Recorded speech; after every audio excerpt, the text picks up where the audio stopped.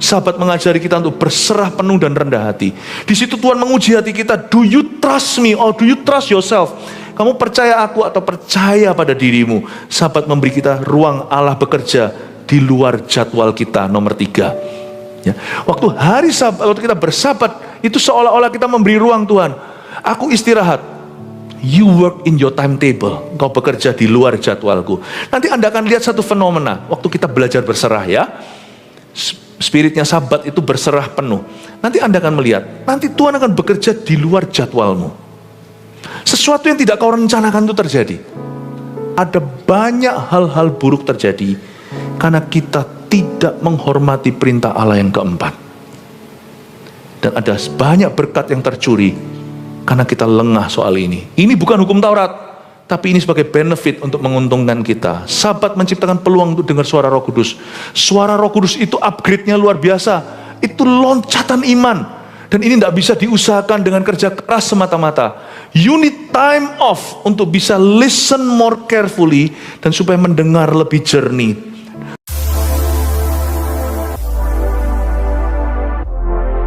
Bahas hikmat terselubung di balik Sabat. Kita baca dulu ayatnya, Keluaran 20 ayat 8-11. Nanti saya jelaskan prinsip Sabat itu apa.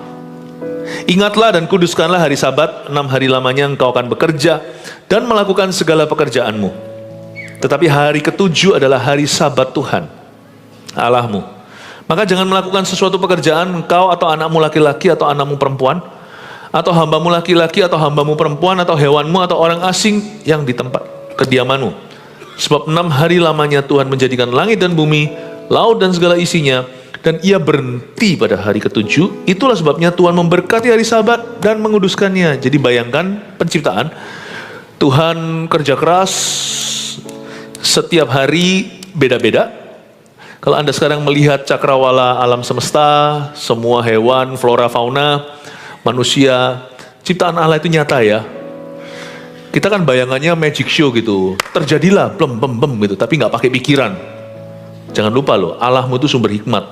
Bahkan ada ayatnya, Dia membentangkan langit itu dengan hikmat dan mengisi perabotan bumi itu dengan pengetahuan. Nggak ada yang langsung gitu, meskipun Tuhan Maha Kuasa, Dia sebutkan jadi, tapi semua dipikirkan oleh Tuhan matang-matang.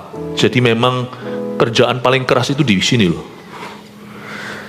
Yang nguli bangunan istilahnya itu juga capek di bawah terik matahari, tetapi yang memeras pikiran nggak kalah berkeringat. Jadi Tuhan itu menciptakan segala sesuatu itu dengan usaha Tuhan. Memang waktu jadi ya jadi. Seorang bos misalnya, dia pikirkan gini gitu, tapi ujungnya waktu dalam meeting dia berkata, terjadilah ini, terjadilah itu, kamu bagian ini, kamu bagian itu. Delegasi jadi, karena dia punya authority, punya otoritas. Jadi dia berkata, terjadilah. Jangan punya bayangan yang ambigu tentang ciptaan. Allah kita memikirkannya matang-matang. Semua itu spesifik. Kuda di daratan ada, kuda laut juga ada.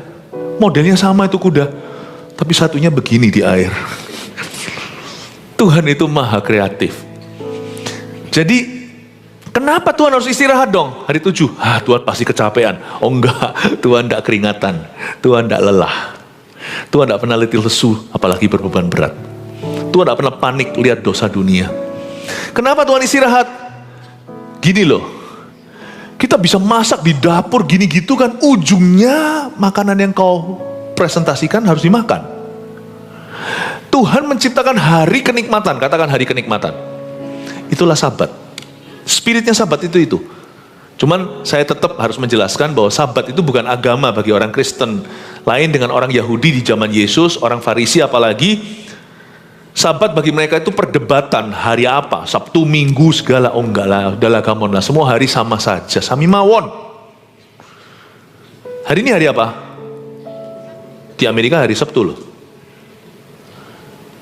Sebenarnya hari ini gak ada bedanya, mau Minggu, Sabtu itu tergantung kesepakatan. Hari ini Minggu buat kita, karena kita semua sepakat untuk meliburkan diri maupun karyawan. Sebagian besar perusahaan, hari Minggu, kecuali yang harus terus lanjut tuh shift-shiftan, hari Minggu adalah hari libur nasional. Sebenarnya loh, hari ini bedanya apa sama hari Rabu? Ya kan namanya memang Minggu. Dan besok karena sudah Minggu ya besok Senin, supaya nggak bingung tabrakan nanti, yang ada yang masuk, ada yang nggak masuk. Sebenarnya hari itu nggak ada bedanya, sehari ya sehari, kesusahan sehari hanya untuk sehari. Sebenarnya lo mikir coba, hari Minggu, Senin, Selasa, Rabu, Kamis, Jumat, Sabtu, Minggu itu semua adalah kesepakatan manusia. Kita sebut aja harinya hari Minggu, ya hari Minggu lah. Kalau di Amerika ya, ada daylight saving. Saya dulu waktu sekolah, zaman saya di Kanada, misalnya jam 8, terus tiba-tiba pemerintah riset waktunya karena memang masuk ke musim yang baru, musim dingin, lalu ada daylight saving, artinya tiba-tiba dimajuin. Ayo semua pengumuman, sekarang bukan jam 8, sekarang jam 7. Ya udah, semua jadi jam 7. Paham maksud saya? Gak ada hari sakral itu, gak ada. Tergantung komitmen Anda. Gak ada hari sakral, gak ada. Ya. Jadi Amerika ketinggalan sehari dari Asia. Kita sudah Minggu dulu, mereka Sabtu malam nih. Doesn't matter, perbedaan waktu. Hari sih tidak perlu ada namanya. Yang penting setiap kali hari ke-7 Alkitab berkata, perputaran 7 hari, mesti give yourself a break, mesti harus ambil istirahat dan beribadah. Itulah Sabat. Sabat adalah hari istirahat yang disengaja supaya kita melakukan hal-hal lain selain kerja, supaya justru fokus kita itu bukan kepada material, tetapi kepada sesuatu yang sifatnya personal dan hubungan, merawat jiwa kita dan memberi kesempatan badan istirahat. Itulah intinya Sabat. Hari Sabat adalah hari ke-7. Per 7 hari kita take a break dulu. Dan dari waktu ke waktu nggak perlu saklek 7 hari. Setelah kita kerja berbulan-bulan, puji Tuhan, ada kesepakatan pemerintah untuk memberikan hari liburan. Gunakan itu, baik bepergian atau tinggal di rumah, pakailah untuk aktivitas-aktivitas yang berguna. Aktivitas-aktivitas yang sifatnya menyegarkan tubuh dan jiwa. Jangan pakai waktu liburan untuk mikirkan terlalu banyak tentang pekerjaan, supaya nanti waktu kerja kita fresh. Itu hikmat Tuhan. Bukankah kita kerja itu ujungnya to enjoy life? Ya, saya tidak ngomong soal misi ya, wah menjadi bendahara kerajaan sorga, menjadi kepanjangan tangan Tuhan, menjadi terang dan garam, yes I know. Tapi juga ada dimensi enjoyment-nya di dalam atau menikmati. Nah, orang bisa masak di dapur sampai platingnya, presentasinya sungguh-sungguh, ujungnya makanannya gak enak kan? Konyol ya. Kita melakukan semua usaha kita, tapi kita tidak bisa menikmati hubungan yang ada di dalam hidup kita. Kita tidak bisa menikmati waktu kualitas dengan keluarga. Kita tidak menghargai kesempatan yang Tuhan berikan untuk kita berlibur. Atau saat kita di rumah, kita tidak bisa sungguh-sungguh beristirahat.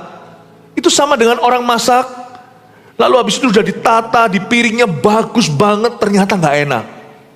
Kenapa Tuhan istirahat pada hari ke-7? Tuhan mau kita menikmati apa yang Tuhan sudah ciptakan. Kenapa Tuhan sendiri beristirahat pada hari ke-7? Bukan karena Tuhan kelelahan, karena Tuhan setelah bikin semuanya, Tuhan mau menikmatinya. Seperti orang melukis di atas kanvas, setelah selesai mengagumi karyanya sendiri. Wah, ternyata bagus ya yang aku buat. Kalau kita melukis misalnya, pada akhirnya harus bisa di-enjoy gambarnya. Semua ciprat-ciprat, semua kuas-kuas, semua ide hebat berujung pada ini. The final result, itulah hari Sabat. Jadi hari Sabat ini bukan bicara tentang hari apa. Gak usah berdebat. Kalau di Pakistan itu hari Jumat. Karena Minggu nggak libur di sana. Kalau yang Pakistan lain libur kalau hari Jumat, hari Minggu liburnya Pakiswetan. Kalau yang Pakistan beneran itu hari Jumat. Kristen, yang bukan semua agama, pokoknya penduduk sana semuanya itu libur. Nggak tahu ya sekarang udah berubah belum, seharusnya enggak.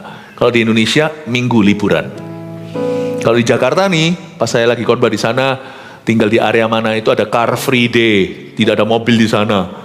Wah, semua keluar jalan pagi, lalu ada jual jajan-jajan pasar. Kenapa ya?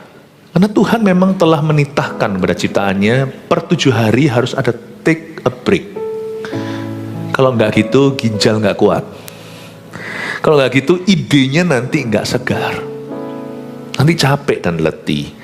Ingat ya, prinsip Sabat itu bukan hari apa, tapi sengaja untuk hentikan demi menikmati Tuhan dan menikmati orang. Itu ujung semua usaha kita, menikmati Tuhan dan menikmati orang, menikmati keluarga, menikmati aktivitas-aktivitas yang lainnya. Itulah intisari hari Sabat. Setelah Tuhan menciptakan semuanya dengan penuh kreativitas dan menguras pikiran, Tuhan ciptakan hari ke-7 itu untuk kita berhenti dulu dan nikmati apa yang Dia ciptakan. Karena itu di hari Sabat kita nggak boleh sia-siakan kesempatan itu. Baik wujudnya itu kebaktian hari Minggu seperti ini, ada hari di mana kita slow down, kita beribadah dulu, ataupun berlibur misalnya, atau waktu kualitas dengan family. Sabat itu aplikasinya beda-beda karena kita tidak diikat di bawah hukum Taurat. Tapi kita harus menangkap mengapa Tuhan cipta Sabat. Sabat dicipta untuk manusia, to benefit us. Bukan kita dicipta untuk Sabat, makanya Sabat tidak boleh jadi agama. Yesus kan bolak-balik bukan disesah, Yesus itu dituduh melanggar hari Sabat, dan Yesus akhirnya persekusi atau dianiaya karena dianggap murtad karena tidak memelihara hari Sabat. Salah. Yesus berkata salah. Anak manusia, maksudnya Yesus menunjuk pada dirinya, anak manusia adalah Tuhan atas hari Sabat. Lu orang nggak ngerti-ngerti ya, kata Tuhan pada orang Farisi, bahwa manusia tidak dicipta untuk hari Sabat. Sabat dicipta untuk manusia. Waktu saya pergi ke Israel dulu ya, nanti tunggu kalau nanti sudah bisa kondusif, percaya pada kami, saya pastikan keamanan jemaat nomor 1. Jikalau sudah waktunya, nanti saya akan buka. Ayo kita pergi lagi, barang siapa di sini mungkin yang kepingin pergi dan mampu untuk pergi nanti ya, karena kita melihat hal-hal yang kita gak lihat di mana-mana waktu kita ada di Israel. Ya, suatu berkatlah untuk bisa melihat hal-hal itu. Suatu hari pas lagi hari Sabat situ, hari Sabtu, saya melihat di situ banyak keluarga-keluarga, dari yang dituakan, yang janggutnya panjang, sampai semua anak-anak muda, ya, yang pakai baju yang sangat rapi, pakai jas. Tapi ada di restoran-restoran, mereka makan bersama-sama, lalu pegang Torah itu, lalu mereka nyanyi sama-sama. Mereka tidak melakukan apa-apa, mereka cuma kumpul-kumpul sama keluarga besar, akrab sekali gitu. Lalu mereka kumpul-kumpul makan di restoran. Saya perhatikan, mereka sungguh-sungguh memelihara hari Sabat. Ya, dan mereka hanya ngobrol-ngobrol aja, tidak melakukan pekerjaan, merenungkan firman, sharing-sharing firman. Seneng loh kelihatan gitu juga. Nanti yang muda datang pada orang yang tua, minta restunya, minta diberkati. Seneng terjadi interaksi kayak gitu. Mungkin besok dia sudah kembali lagi ke Wall Street, besok Seninnya. Besok Selasa dia mulai sudah berdagang dan mulai berusaha dengan keras. Tapi pada waktu hari Sabat mereka melakukan aktivitas-aktivitas yang membangun jiwa mereka, melakukan aktiviti-aktiviti yang membuat bonding di antara mereka. Keluarga itu jadi tema utama hari itu. Dan Tuhan,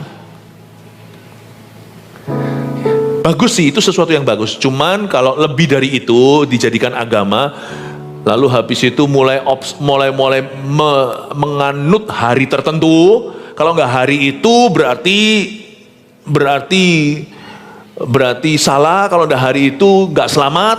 Nah, di situ saya rasa orang Kristen tidak di bawah hukum Taurat, tapi di bawah kasih karunia.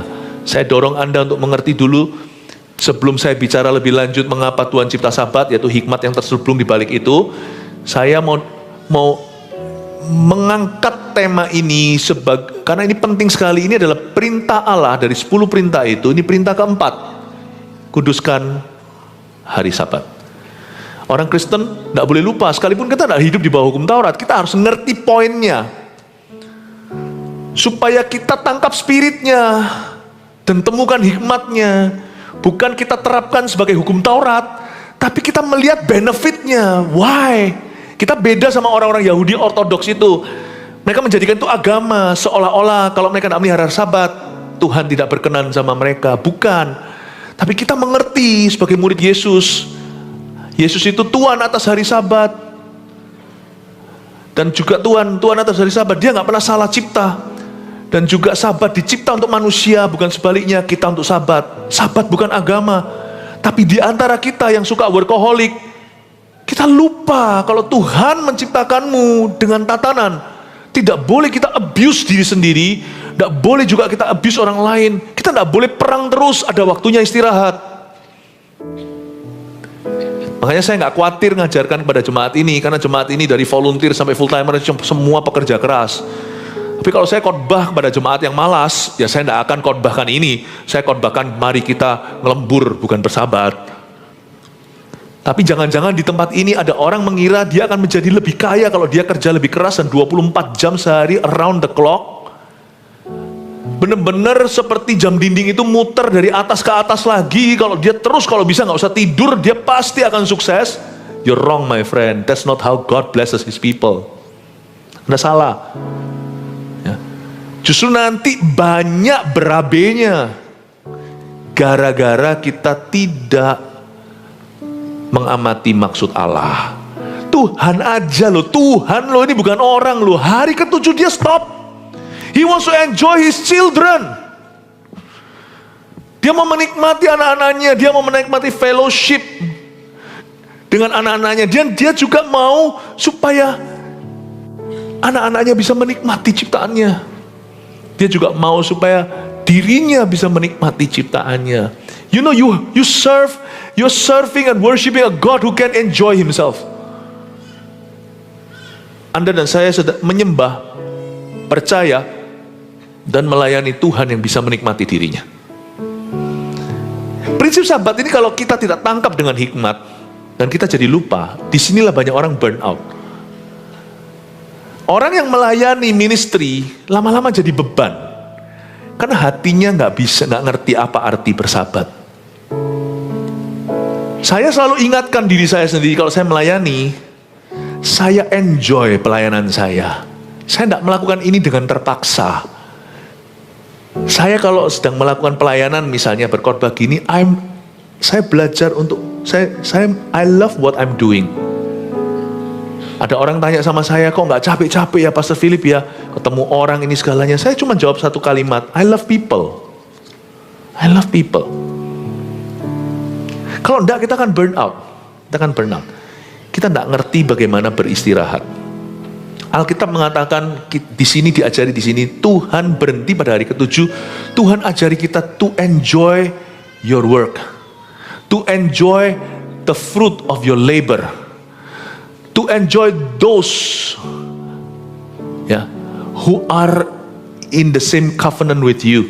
Untuk bisa menikmati pekerjaanmu, untuk bisa menikmati hasil jeripayahmu, dan untuk bisa menikmati orang-orang yang bersama denganmu. Perlu itu. Nah kalau kita nggak begini, lupa, nanti suatu hari kita akan seperti mobil yang tiba-tiba mogok. Kalau kita nggak mogok karena kita memang kuat, super kuat, hampir maha kuat, orang-orang sekelilingmu pasti tahan suatu hari. Pasti nggak tahan.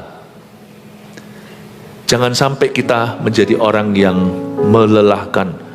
Mari kita sekarang lihat beberapa ayat ya. Kita lihat cara Yesus yuk. Kita lihat Markus pasal 1 ayat 35. Ayat 30 aja deh. Ayat 30 sampai 31. Markus pasal 1 kok pasal 6. Markus pasal 1 ayat 35. Betul. Markus 1 35 sampai 37. Saya baca ya. Pagi-pagi benar, waktu hari masih gelap, ia bangun dan pergi keluar. Yesus nih, ia pergi ke tempat yang sunyi dan berdoa di sana. Apakah itu hari Sabat atau tidak, Yesus ngerti bagaimana istirahat. Dia tahu dia ambil waktu untuk berdoa dan tidak melakukan pekerjaan Bapa, tapi bersekutu dengan Bapanya. Tetapi Simon dan kawan-kawannya menyusul dia. Waktu menemukan dia, mereka berkata, semua orang mencari engkau. Berhenti di sana. Saya belajar sesuatu, kenapa pelayanan Yesus itu begitu besar. Dan kenapa pelayanan Yesus begitu berhasil. Begitu banyak perkara-perkara yang Yesus lakukan, yang kita aja semua hamba-hamba Tuhan, dalam jeripaya kita gak bisa menyaingi, apalagi mendekati. Yesus gak pernah terburu-buru. Yesus itu adalah seorang pribadi dalam hakikatnya sebagai manusia, bukan sebagai anak Allah yang maha tinggi saja, tapi juga sebagai anak manusia. Dia ngerti yang namanya posisi surrender. Dia tahu, beginilah cara Yesus memulai hari. Pagi-pagi benar, ia ke tempat sunyi dan bersekutu dengan Bapaknya, berdoa di sana. Salah satu aplikasi Sabat dalam kehidupan orang Kristen adalah bersaat teduh secara pribadi setiap hari. Bangun tidur itu jangan langsung terus ini itu, langsung bergegas ke tempat kerja. Bangunlah lebih awal. Lain cerita kalau Anda bangun kesiangan, lalu habis itu harus cepat-cepat ke kantor. Yang jangan telat. Tapi rencanakan, tiap hari jangan memulai harimu terburu-buru. Bersabat dulu. Ya, bersabat dulu. Masuklah ke hadirat Allah, stop your activity. Setiap hari, pekerjaan pertama yang harus terjadi bukan pekerjaan Anda, tapi Allah bekerja di dalam diri Anda. Saya tiap hari selalu bersaat teduh 1 jam minimal upon waking up ya. Tapi saya tidak cuma 1 jam. Tapi saya tidak akan buka kartu, Anda mulai 1 jam dulu. Kenapa? Saya punya satu prinsip yang cukup lugu. Tiap hari, yang pertama-tama harus bekerja adalah Tuhan dulu, bukan aku. Aku harus berhenti. Aku harus masuk hadirat Allah dulu, karena aku tahu ketika aku bersabat, Tuhan mulai bekerja secara dahsyat dalam hidup saya. Tahukah, hari Sabat bagi orang Yahudi itu hari ke-7. Tapi orang-orang Kristen perjanjian baru, gereja mula-mula, mereka itu beribadahnya di hari pertama minggu itu. Paskah, kebangkitan Yesus itu terjadi di hari ke-1 minggu itu. Itu hari Minggu. Makanya Jumat Agung itu hari Jumat. Paskah Yesus bangkit itu pada hari Minggu. Orang-orang Kristen udah punya kebiasaan, kalau Anda tanya sekarang kenapa kita ibadah akhir pekan, itu udah kebiasaan dari sononya. Anak-anak Tuhan, gereja perjanjian baru itu selalu bertemu di hari Minggu, itu sudah kebiasaan dari ribuan tahun lalu. Dan mereka menganggap hari pertama mereka bekerja, itu ke gereja dulu. Paham ya? Hari Minggu ini kan seperti seolah-olah, istirahat. Ya. Tapi tahu nggak, Anda ke ibadah sekarang ke gereja ini adalah hari 1 pekerjaanmu minggu ini. Sebelum Senin besok ke kantor. Sebelum Anda bekerja di kantor, Tuhan dulu yang harus memulai minggu itu dengan pekerjaannya di dalam hati Anda. Tuhan dulu. Kita datang ke gereja itu bukan hanya kita itu serahkan wajah, ceklok namanya. Kita datang ke gereja itu yang pertama, ini sudah mulai minggu kerja Anda. Cuman Allah yang bekerja. Anda duduk dan menerima. Anda merasakannya, menerimanya, terima rema-rema. Hikmat terselubung di balik Sabat ini, waktu saya baca ayat ini, saya melihat Tuhan itu sangat-sangat tepat memulai harinya. Yesus ajari kita sebuah lifestyle gaya hidup Sabat. Selalu memulai hari dengan mencari hadirat Allah dulu. Hentikan aktivitas, sembayang dulu. Dan biarkan Bapa yang bekerja. Nanti waktu Yesus suatu hari ditanya, kenapa pekerjaanmu begini? Dia berkata apa? Aku bekerja sebab Bapakku bekerja. Aku melihat pekerjaannya, makanya pekerjaanku begini. Apa maksudnya Yesus melihat pekerjaan Bapa? Wong Yesus yang mencelikkan mata Bartolomeus, Yesus yang membangkitkan Lazarus. Tapi pagi hari ketika sunyi, dia bangun dan pergi keluar, pergi ke tempat sendirian, berdoa di sana mencari wajah Allah. Disitulah Bapa mempersiapkan hatinya untuk semua pekerjaannya sepanjang hari itu. Maksud saya, jangan pernah kau remehkan saat-saat berdoa. Itu sabatnya orang Kristen. Mulai dulu saat teduh secara pribadi di pagi hari. Beda nanti perjalananmu, beda pekerjaan Bapa di dalam hidupmu. Izinkan Dia dulu yang bekerja di dalam diri Anda sebelum Anda memulai pekerjaan Anda. Hari Minggu itu dimulai dari semingguan, itu dimulai dari hari Minggu. Akhir pekan ketika Anda datang ibadah, Anda sudah memulai minggu kerja Anda. Tapi Tuhan yang bekerja dulu di dalam dirimu sebelum nanti Anda hari Seninnya ke kantor dan memulai pekerjaanmu. Ini prinsipnya, hikmatnya tentang Sabat dalam kehidupan orang Kristen. Bukan hari apa. Kalau anak-anak muda kita, Army of God dan juga Voltage Eagle Kids kita, mereka di hari Sabtu. Sabtu itu harinya youth. Yaitu hari Sabat mereka. Mereka memulai di situ. Saya mau dorong Anda untuk mengerti ini, bahwa Yesus pun tidak terburu-buru. Mengapa Yesus begitu besar pelayanannya, begitu besar kuasanya sebagai anak manusia? Kalau sebagai anak Allah jelaslah Dia yang punya sorga, punya dunia. Tapi sebagai anak manusia, why? Because he has secured his place of surrender every morning. Itu luar biasa. Ini sesuatu yang orang Kristen biasanya yang kedagingan, yang bersandar pada kekuatannya. Mereka akan ngotot ambisi, aku mau itu, aku mau ini. Nanti hasilnya gak seberapa, sebab susah payah gak menambahinya. Berkat Tuhan menjadikan kaya ini bukan hanya soal materi, tapi soal bicara tentang buah-buah yang melimpah ruah. Tuhan berkata, bukan dengan kerja keras, bukan dengan ngototmu, bukan dengan ambisimu. Tapi yang pasti orang malas tidak mungkin berbuah sih. Tapi jangan kau kira bahwa dengan kita sungguh-sungguh bekerja, ngotot ini itu, kita kerjakan semua bisnis yang kelihatan di mata, ini harus diterima, itu terima. Kalau enggak eman, kalau enggak sayang, semuanya rakus, semua diambil. Kau kira di akhirnya itu Anda akan dapat banyak? No. It's in surrender God will multiply your fruits. Dalam berserah,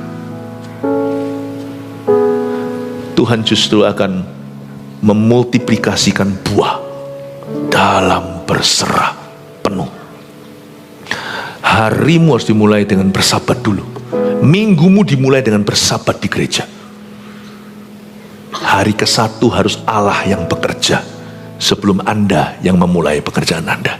Supaya suatu hari nanti kalau Anda diberkati, orang tanya, kenapa? Karena aku melihat Bapakku bekerja. Dia bilang, hah? Kapan kamu lihat Bapakku bekerja? Tadi pagi, waktu aku saat teduh secara pribadi.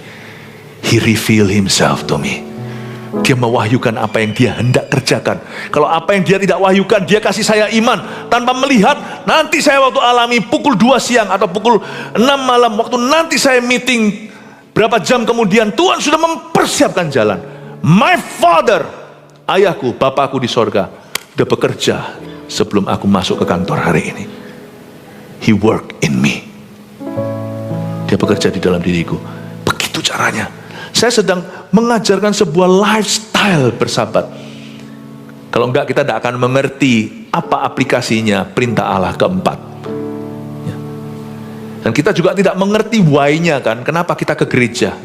Orang kira ke gereja hanyalah rutinitas. Bukan. Waktu kita datang ke gereja ini, kita menghormati hari Sabat dengan cara, dengan sikap hati, kita mengakui bahwa sumber berkat kita itu dari Tuhan, bukan dari lihai hebatnya kita. Makanya waktu kita datang ke gereja itu dengan attitude yang pas, dengan sikap hati yang dipersiapkan. Aku datang to honor you as the source. Sebelum Senin sampai Sabtu tiba, aku menghormatimu sebagai sumbernya. Itulah ibadah yang tidak memungkiri kekuatannya. Ibadah tanpa pengetahuan akan membuat kita tersesat dalam ibadah itu.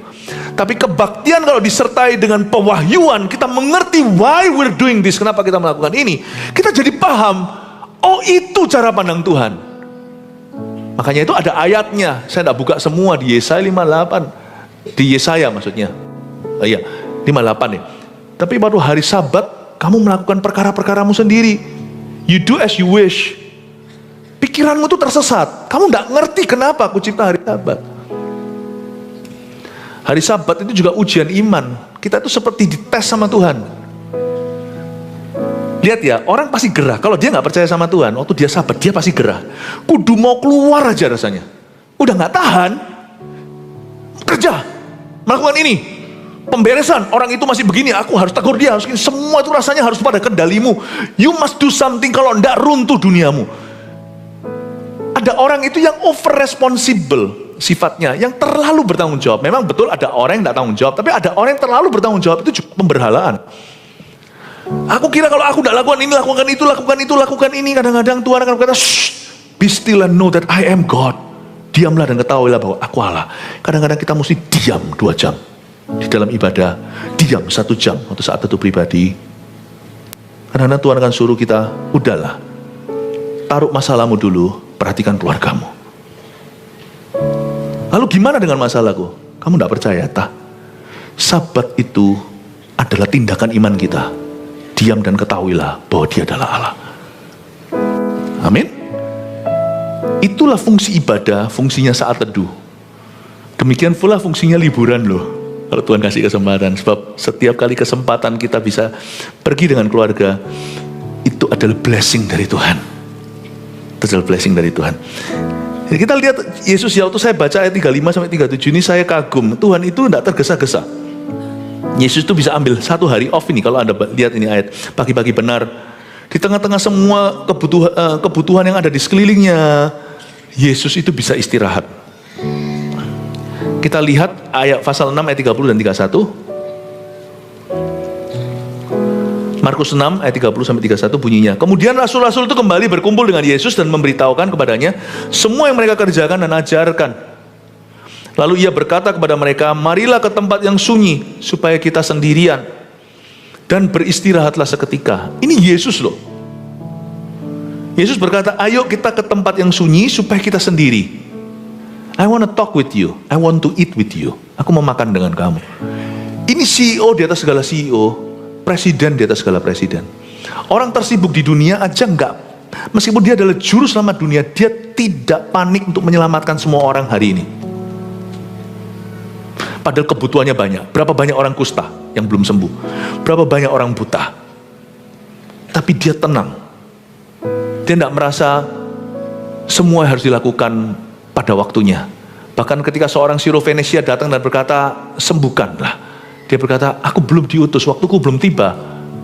Tapi karena orang itu ngotot ya, Tuhan indahkan. Iman seperti ini tidak pernah kelihatan di kalangan orang Israel.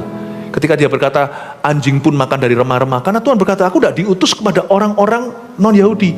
Tapi aku disuruh di dalam misiku selama 3,5 tahun di bumi ini, untuk menyelamatkan domba tersesat dari kalangan Yahudi. Ini perkecualian Tuhan berikan. Tapi dari situ kita melihat bahwa Tuhan itu tidak gegabah. Jangan pernah berkata bahwa Tuhan malas-malasan. Tuhan itu kalau Anda baca, gak ada waktu makan. Waktu mereka mau istirahat aja, rest a bit, tiba-tiba 5.000 orang sudah ada di bukit itu. Dan Tuhan kasih mereka makan hingga 12 bakul penuh, dibawa pulang pada malam harinya. Yesus ini sangat rajin. Yesus ini sangat gigih dalam pekerjaannya. Bayangkan dalam waktu 3,5 tahun dia bisa selesaikan apa yang seorang hamba Tuhan yang paling diurapi pun seumur hidup tidak bisa mencapainya. In just 3.5 years. 3 tahun seperempat lah.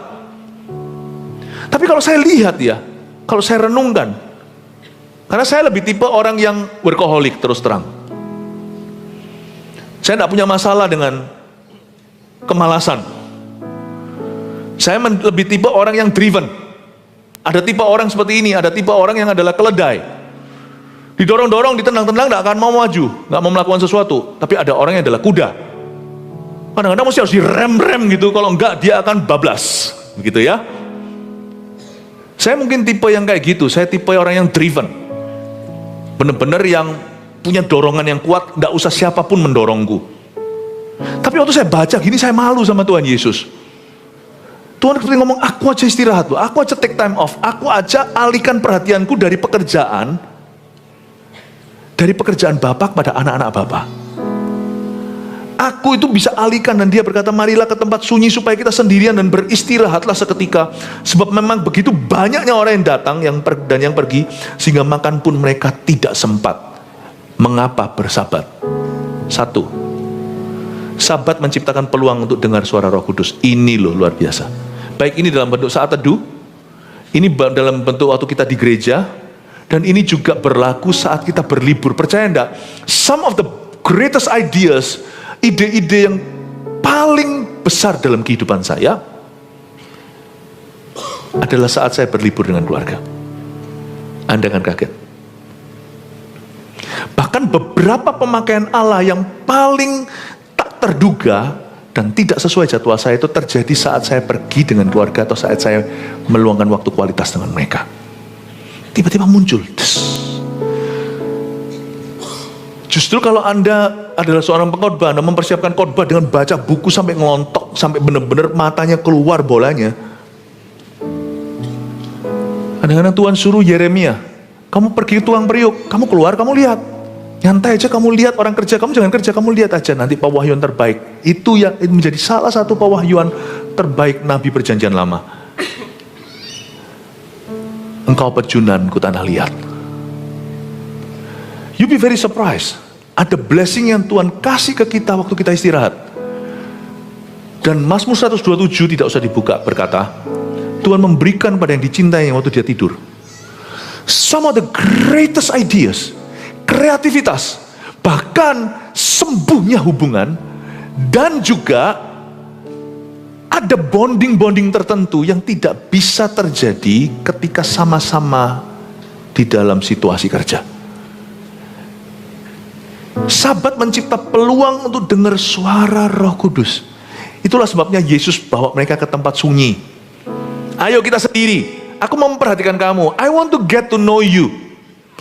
Menurut saya ya, di waktu-waktu itu meskipun berkali-kali waktu-waktu demikian tuh serasa terinterupsi. Kalau Anda baca di Alkitab, bolak-balik Tuhan Yesus itu sendirian, lalu tiba-tiba dihimpit masyarakat, langsung dia harus berada di atas perahu, ngajarlah, membelah-belah, memecah-mecah ikan, roti dan ikan.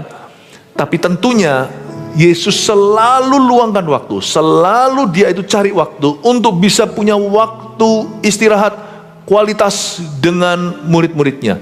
Karena dia tahu, selama murid-muridnya hanya lihat dia beraksi, in action, tidak akan pernah mengalami bonding sesungguhnya yang terjadi. Tapi ketika muridnya bisa istirahat dengan dia, mereka akan melihat dia apa adanya. Dan di situ nanti suatu hari mereka akan jadi rasul yang kuat. Suatu hari ketika mereka dalam kehidupan dan yang penuh dengan tantangan, waktu mereka memimpin umat Tuhan, mereka akan ingat Tuhan in his personal life, dalam kehidupan pribadinya seperti apa.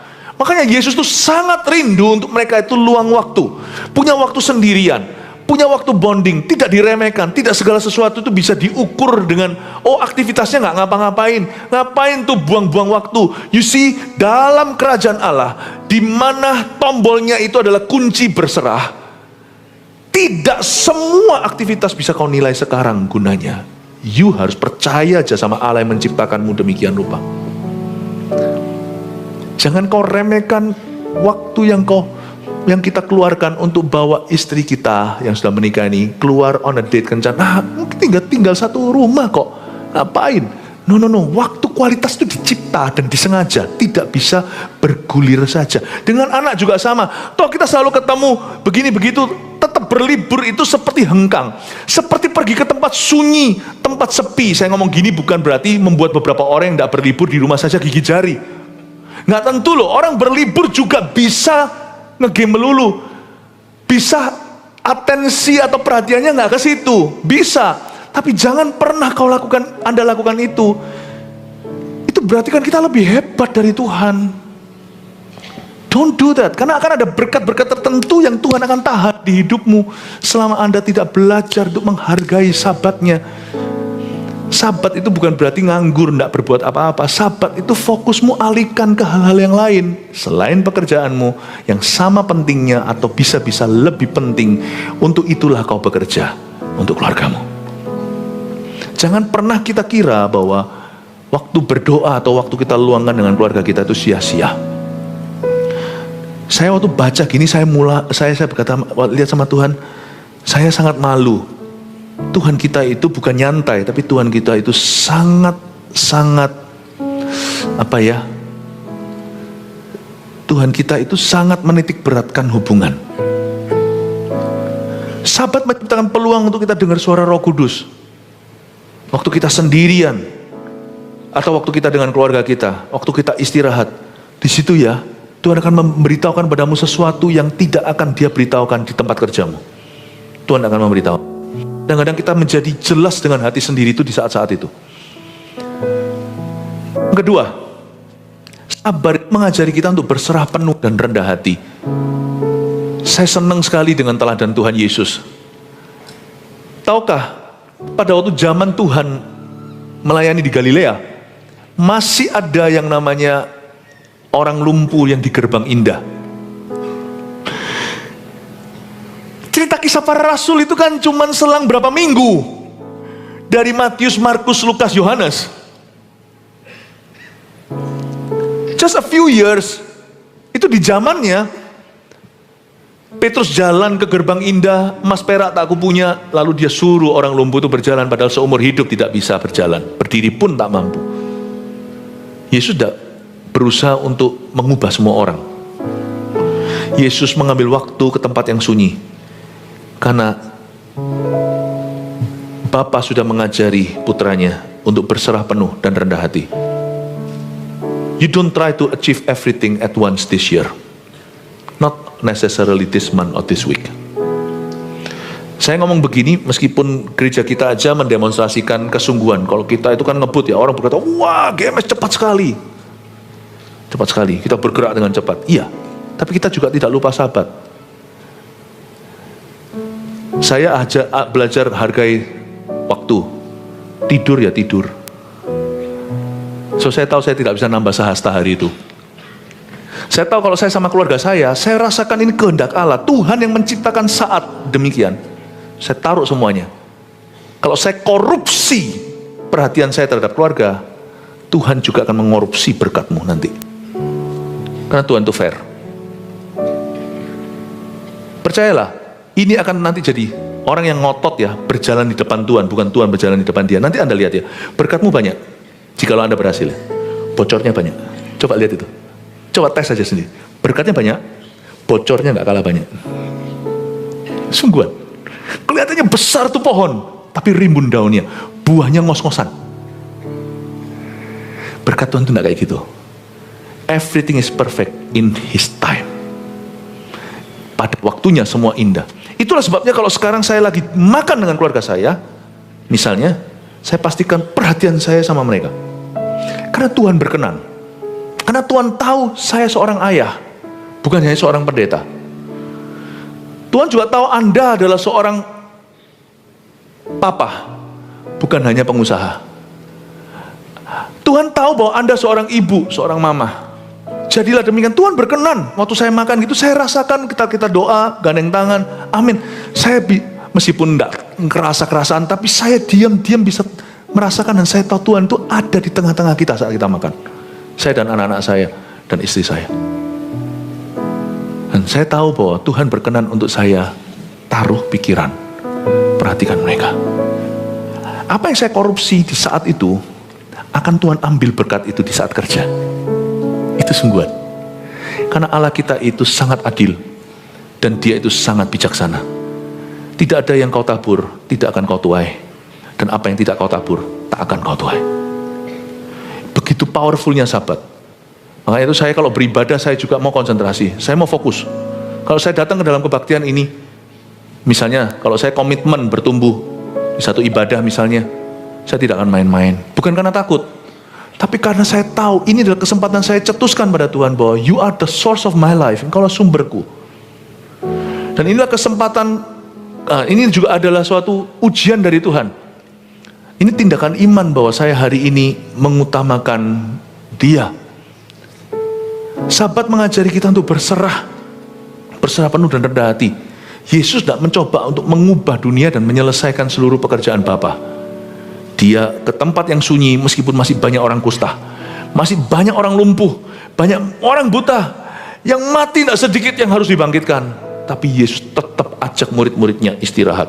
What a powerful testimony and example. Bahwa kita harus berserah pada timing Tuhan. Dan kita juga harus rendah hati. Because you cannot change the world. Kita hanya bisa rajin. Nah, orang yang bersahabat nanti waktu bekerja, tancap gas. Karena kita segar. Kita powerful at work. Tapi profesional saat istirahat. Bapak ibu saudara, jangan kau campur-campurkan. Kalau enggak nanti waktu tidur kepikiran. Nanti waktu kerja ngantuk. Jadi orang yang gentayangan. Jangan, Tuhan suruh kita indah pada waktunya. Waktu kerja mati-matian. Waktu istirahat, matikan pekerjaan. Mesti itu. Saya rasa apa yang saya sampaikan ini akan mencegah banyak kesalahan kemudian hari, termasuk anak-anak yang kurang kasih. Apa yang saya katakan ini akan preventif sifatnya. Juga akan menghentikan suatu tren di mana di dalam keluarga-keluarga ada banyak anak-anak yang tidak terdidik dengan baik dan benar. Mereka tidak pernah tahu hati papa mamanya. Di Jepang ada satu kata namanya karoshi. Itu bukan jenis sushi. Karoshi adalah kematian akibat bekerja terlalu keras. Kerja keras tidak apa-apa, tapi hidup tidak seimbang. Kurang istirahat. Ini adalah persisnya seperti apa karoshi atau kematian karena kelelahan terjadi, itu beda-beda. Ada yang kena serangan jantung, ada yang gagal organ, ada yang ini, ada yang stres mati, ada yang bunuh diri. Itu semuanya terjadi. Sebelum pandemi 1.500 kasus itu biasa per tahun di Jepang. Tapi kita lihat hari ini ya, ternyata bukan begitu. Malah justru di Jepang ekonomi lesu. Kok bisa ya? Anda kaget ya? Saya pikir-pikir ya, kok bisa ya? Malah lesu. Kok bisa justru orangnya rajin begitu? Kita malah harus belajar dari cara Japanese. Orang-orang Jepang kalau kerja itu manpowernya memang kualitasnya tinggi. Satu restoran meskipun tidak besar, di sana kecil-kecil, itu dijaga satu orang yang masak ya dia, yang pramusaji juga dia, kasir juga dia. Tapi nggak uang kotor diambil lalu pegang. Kok bisa dijaga kebersihannya, profesional banget. Satu restoran dengan begitu banyak pelanggan, cuma dijaga 2 orang. Mereka kerja keras luar biasa. Itunya saya kagum, angkat topi. Tapi karoshi, no. Ini adalah hukum rohani. Kalau kita melanggar ini, you will not see blessing. Bagi orang-orang yang suka panik, waduh ekonomi lesu, ini kerjain, itu kerjain, itu kerjain, 7, 8, 9, 10, semua kerjain, semua lumayan. Nah gitu juga caranya. Lalu kita korbankan semua waktu yang ada. Udah gak bisa, aku gak bisa lagi pelayanan. Bukan berarti kita harus pelayanan terus. Tetap harus kerja kalau Anda adalah bukan seorang full timer. Tetapi ada orang itu sampai all or nothing. Aku mau semuanya sekarang meraup begini keuntungan. Kalau bisa aku survive dulu. Kalau bisa aku sekarang perhatikan ekonomi dulu. Udah gak pelayanan, gak ke gereja dulu. You think dengan cara begitu ekonomimu nanti membaik? Enggak saudara. Gak akan. Ekonominya semua baik, sekali cuci darah, ya mahal juga ya. Menurut saya, maksud saya bukan tentang penyakit, maksud saya hidup tidak seimbang itu berujung selalu tidak baik. Karoshi itu terjadi di Jepang, tapi kalau Anda lihat sekarang ekonomi kenapa kok melesu di situ? Apakah rajin tidak cukup? Jangan melanggar hukum rohani. Tuhan ajarkan untuk cari kerajaan Tuhan dan juga utamakan hal-hal lain yang sama pentingnya seperti kesehatan dan seperti keluarga. Tahun 1989 terjadi kebocoran minyak yang mencemari lautan namanya Exxon. Itu semua kan karena krunya kecapean semua, kelelahan. Tidak ada orang mati, tetapi nantinya ada beberapa orang, tapi pastinya merugi. Yang namanya lautan. Itu juga karena Coast Guard-nya yang jaga di lautan. Polisi yang menjaganya juga kelelahan, krunya juga kelelahan yang bagian perusahaan. Kecapean semua, belum lagi kapten kapal tersebut mabuk lagi, minum miras. Mungkin dia stres, tidak tahu gimana melampiaskan. Pokoknya intinya ada banyak sekali kecelakaan ini dan itu, termasuk pesawat yang menaranya karena orangnya ngantuk, karena overwork, terus menerus seperti bekerja tanpa berhenti. Akhirnya tidak fresh di sini. Tabrakan pesawat pun terjadi. Bapak ibu saudara, ada banyak hal-hal buruk terjadi karena kita tidak menghormati perintah Allah yang keempat. Dan ada banyak berkat yang tercuri karena kita lengah soal ini. Ini bukan hukum Taurat, tapi ini sebagai benefit untuk menguntungkan kita. Sabat menciptakan peluang untuk dengar suara Roh Kudus. Suara Roh Kudus itu upgrade-nya luar biasa. Itu loncatan iman. Dan ini tidak bisa diusahakan dengan kerja keras semata-mata. You need time off untuk bisa listen more carefully dan supaya mendengar lebih jernih. Sahabat mengajari kita untuk berserah penuh dan rendah hati. Di situ Tuhan menguji hati kita. Do you trust me or do you trust yourself? Kamu percaya aku atau percaya pada dirimu? Sahabat memberi kita ruang Allah bekerja di luar jadwal kita. Nomor 3. Ya. Waktu hari Sabat, waktu kita bersabat, itu seolah-olah kita memberi ruang Tuhan. Aku istirahat. You work in your timetable. Kau bekerja di luar jadwalku. Nanti Anda akan lihat satu fenomena. Waktu kita belajar berserah ya. Spiritnya Sabat itu berserah penuh. Nanti Anda akan melihat, nanti Tuhan akan bekerja di luar jadwalmu. Sesuatu yang tidak kau rencanakan itu terjadi. Dia akan makin bertambah, kau akan makin berkurang. Saya ngomong gini bukan berarti kita langsung lepaskan tanggung jawab, bukan. Tapi jangan jadi orang gentayangan. 4 Sabat adalah waktu istirahat yang disengaja untuk menikmati Tuhan dengan keluarga, itu intisarinya. 4 munculkan, tolong difoto, silahkan. Iya, puji Tuhan.